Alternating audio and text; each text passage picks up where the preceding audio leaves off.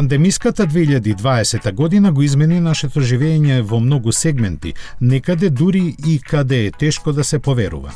Такво е и тврдењето на Британската асоциација на производители и трговци со автомобили дека како последица на корона кризата најмногу настрадала продажбата на црвени автомобили кои постигна најслаб резултат од 1997 година.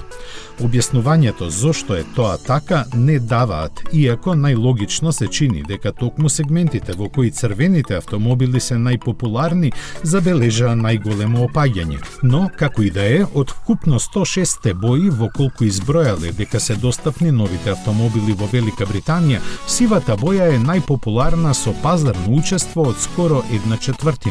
Следи црната за која се одлучила 1/5 на британските купувачи, додека веднаш зад нив е белата и сината.